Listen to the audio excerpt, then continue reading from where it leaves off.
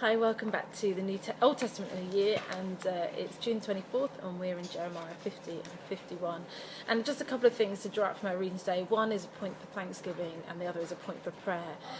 This picture in Jeremiah 50 of God's people, Israel, like a scattered flock that the lions have chased away, and then the tender picture of God leading them back into a safe place where they can graze, where they can eat again, where they can be satisfied. And this picture, Jesus himself referred to himself as the Good Shepherd, and this picture then of a God who gathers his people and brings them to a place where they can feed and eat and be satisfied.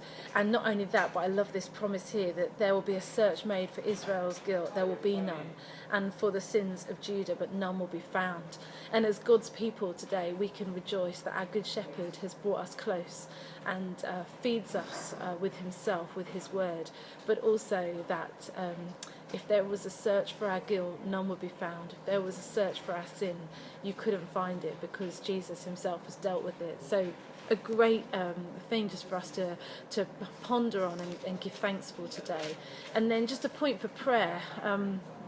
It goes on in verse 33. It says, "The people of Israel are oppressed, and the people of Judah as well. All their captors hold them fast, refusing to let them go." And we see today all around the world that God's people are being oppressed. So many Christians across the world, in so many places, just persecuted, sometimes in the most horrendous ways. Everything from loss of freedom to loss of life and abuse on a horrendous scale. We're seeing it in the news every day. And so we relate to this picture of God's people being oppressed and held captive. And yet the line comes in verse 34, "Yet their Redeemer is strong, and the Lord Almighty is his name."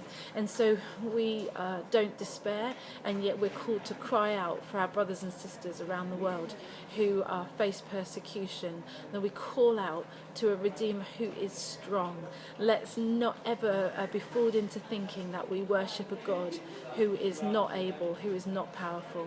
It's not true. Our Redeemer is strong.